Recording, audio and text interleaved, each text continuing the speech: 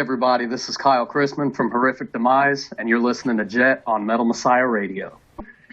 Good evening, everybody, and welcome to the Metal Magdalene with Jet right here on Metal Messiah Radio. Tonight we have with us two very special guests. We have drummer Kyle Christman and guitarist vocalist Matt Bishop of the metal band Horrific Demise. Welcome to the show, guys.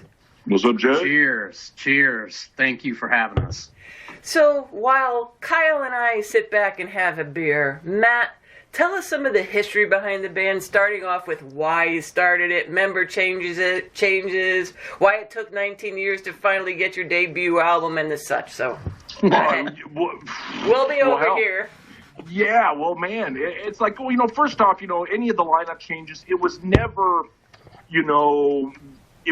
like I said, a personality or a personal thing. It was just the vision of what initially me and Tony had for the band. I was just going through my hard drive the other day, and I literally have probably 10 different versions of this album.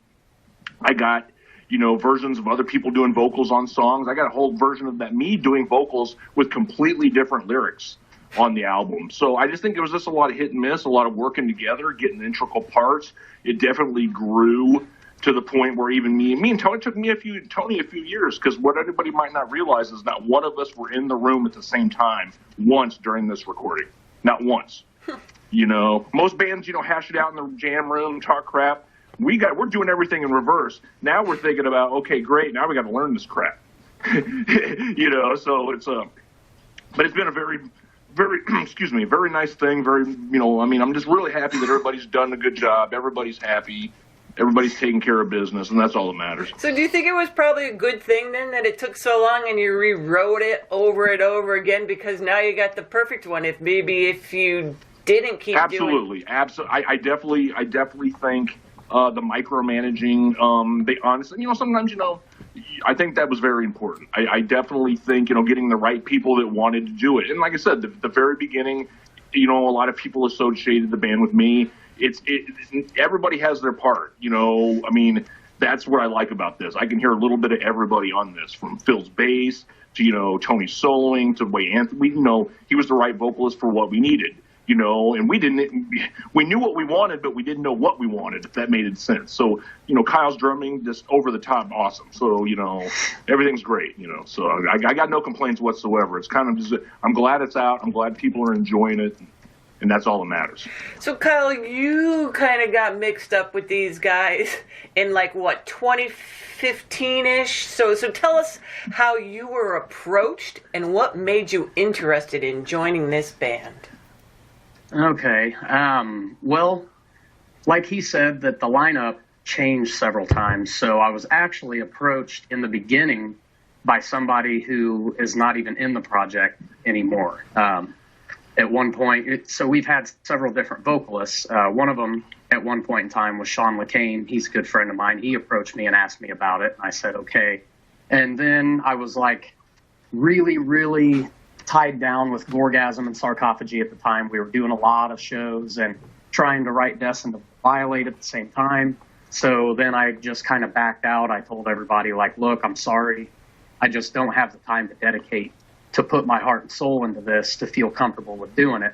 So time rolled on, things changed and stuff, and then I ended up leaving GORGASM because they wanted to tour even more, and I couldn't with my work schedule and stuff, so I just ended up leaving the band, and that opened up my schedule enough to be able to put more time into it.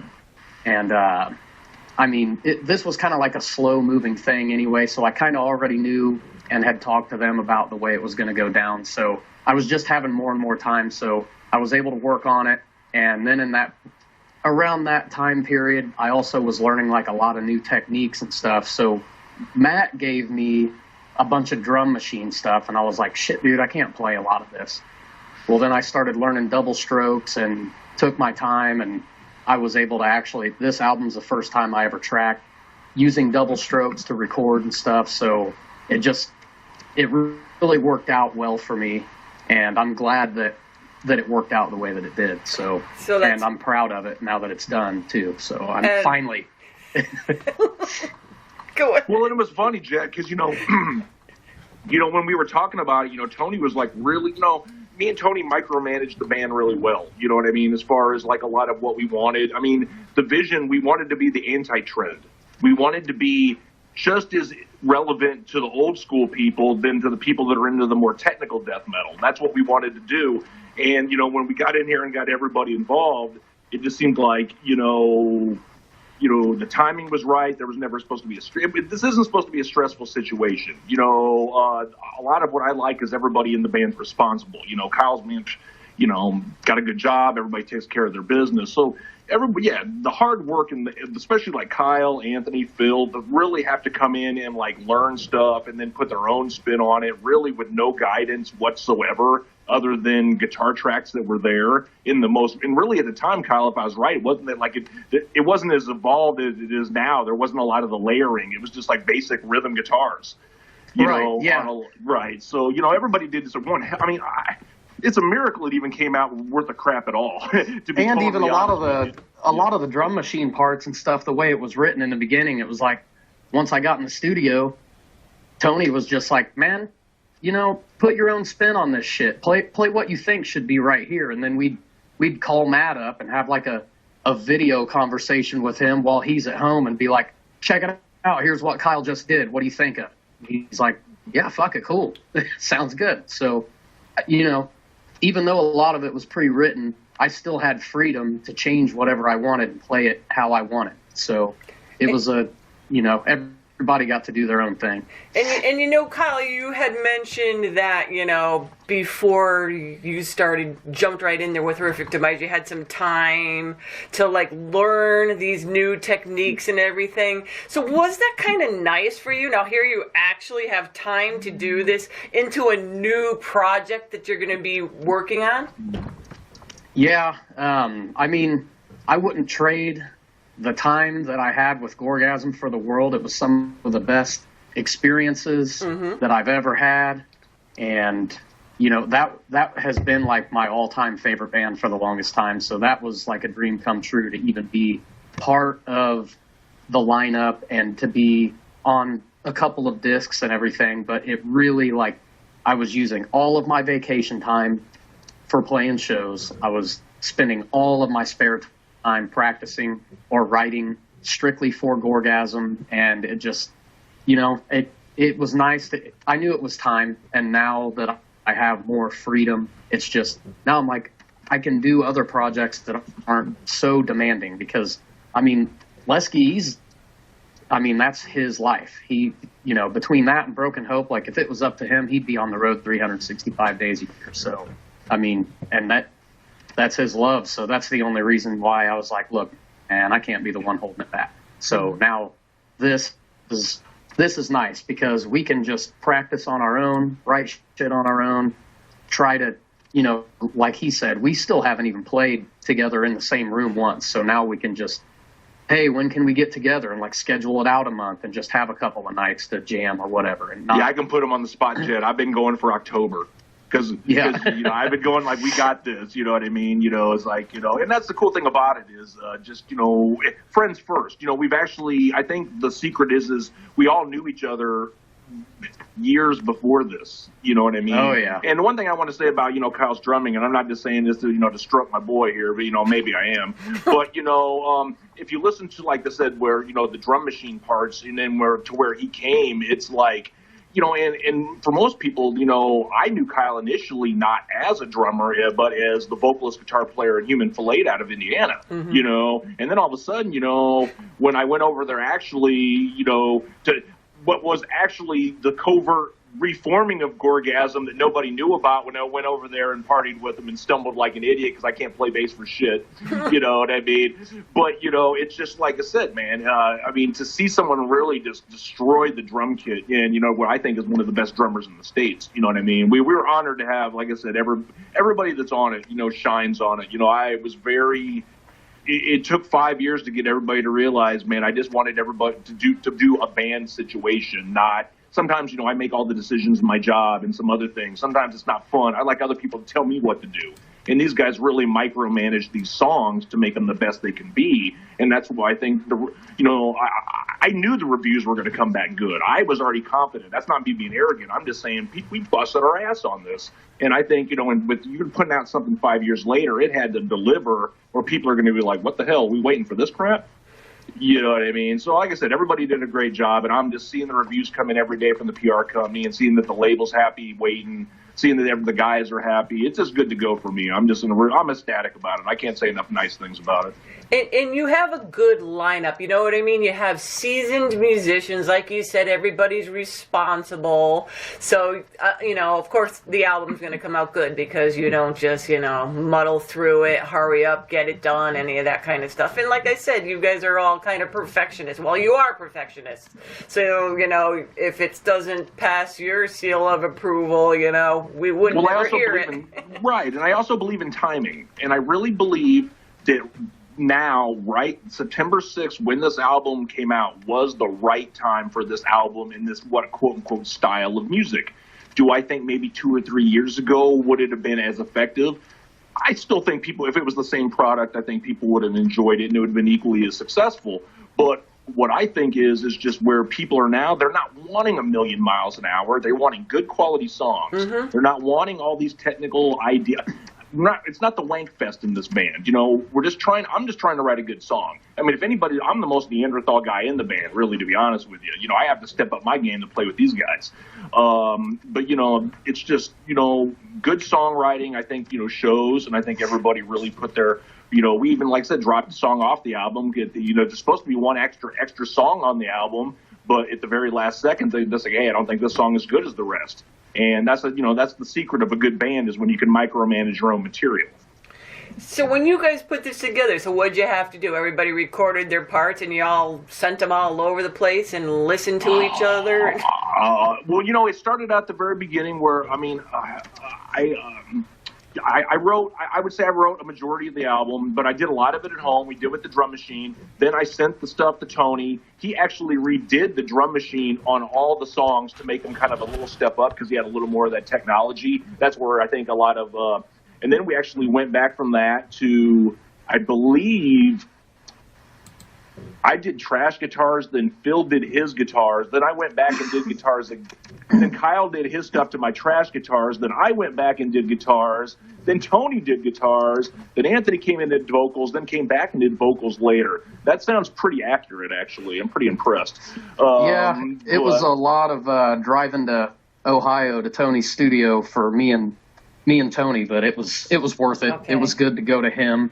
I mean, Tony Tipton, he's in the band. He's writing a lot of the stuff, all the solos, but he has the studio. So, I mean, that helped a lot, too. Yeah, I was going to say. He could spend a lot of time on the mix. Mm-hmm. I was going to go ahead.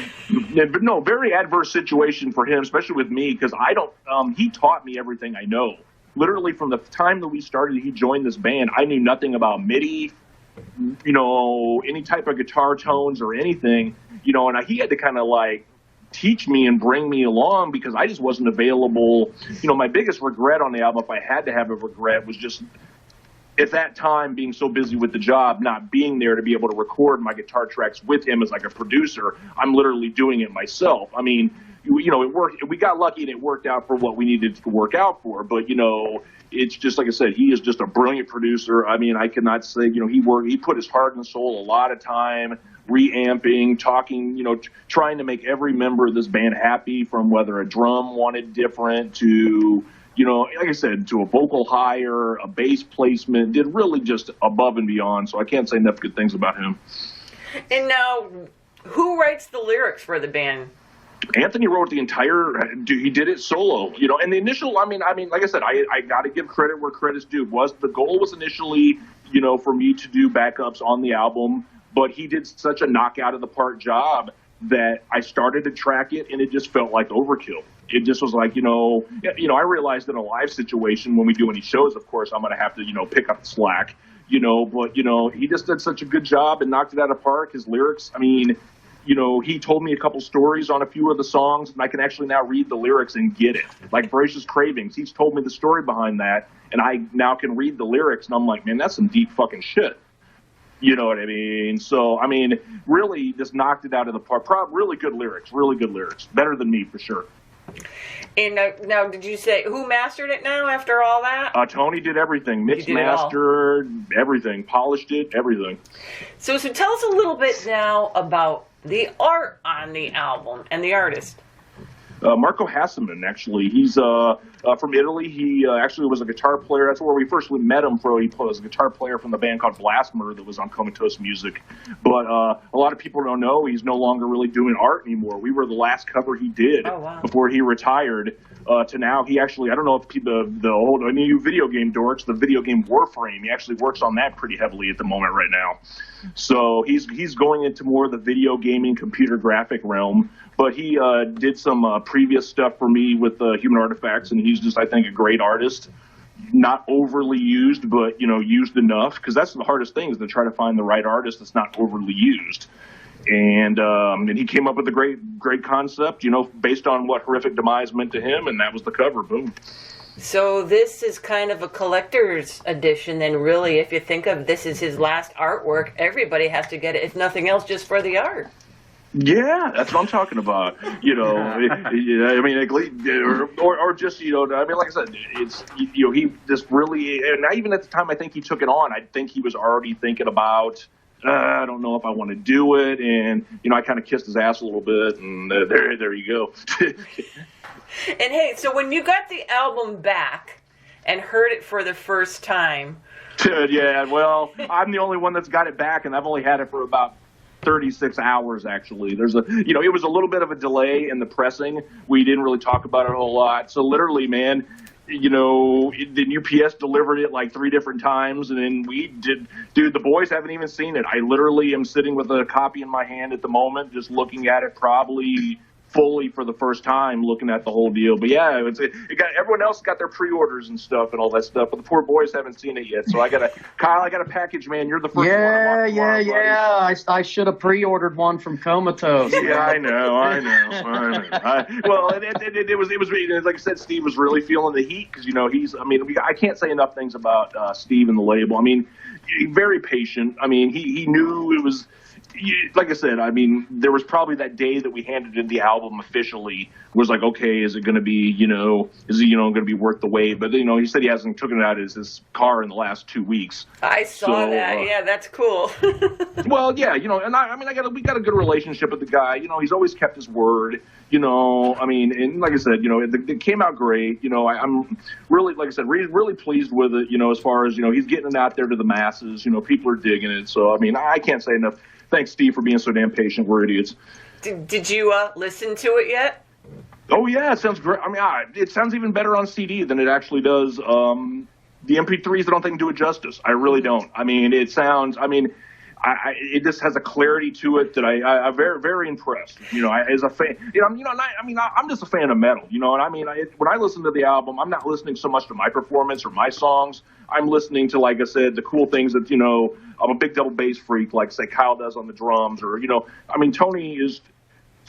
When I asked him to join this band, I thought he would just tell me no, he's too busy. He's like, "Fuck yeah, Bishop, I'm on it," And it's just like he's my favorite soloist ever. I mean, I can't. Every one of his solos are so. I mean, any of you guitar players need to take some lessons from my boy there. That's all I got to say. And Kyle, are you all excited now to hear it after all that? Yeah, I'm excited to look at it. Everything, like I came up with how I wanted the disc to look. Like I wanted it to look old school, and I'm like all excited to see it. The way that me and Steve worked to get like the gray out and make the logo be like the chrome of the CD, how they used to be and shit. And I want to see it. Yeah, dude, yeah, for sure. Yeah, that was sorry. So everybody, if you hear this, guys, I'm sorry, but I'm going to mail Kyle out first because he seems to be more in need than the rest of us. So, I mean, well, Phil already got his copy because he took a bunch of Full Terror Assault, and thank you for 24 people that bought his. He went there with 25 discs and came back with 1.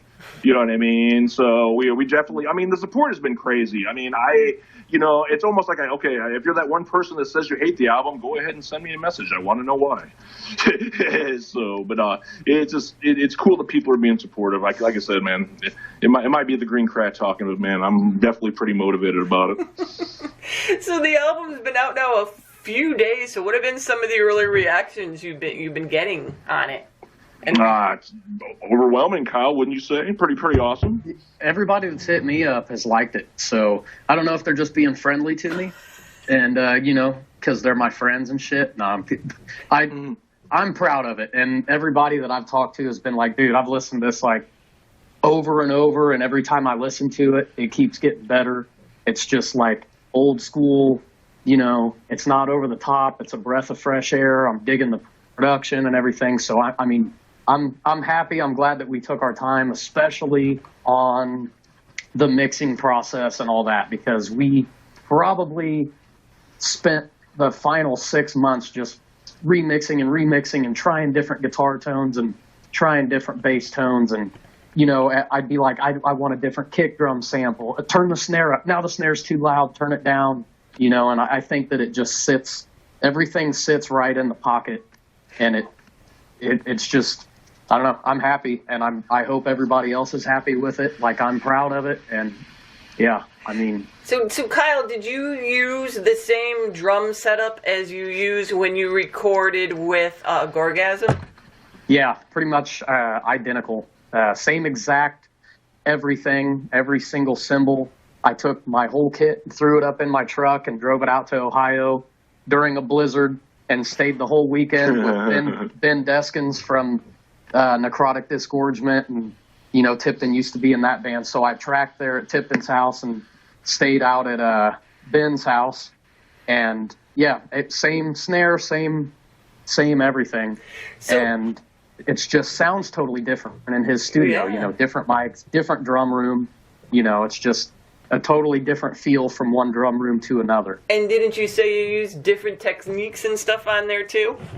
Yeah, mainly for my kick drums. I learned the double stroke thing, so I was able to play just way, way faster on double bass than I've ever been able to track before. So it made doing that stuff actually physically possible, because what I originally heard on the drum machine stuff, I'm like, well, you're just going to have to be okay with like as fast and sloppy as I can play. But, once I kind of got that stuff down, it was at least physically doable. And it was cool because this album was the first time I've ever been able to go in and actually track like sections at a time, where with GORGASM, it was always like, okay, play this song all the way through, now play it again.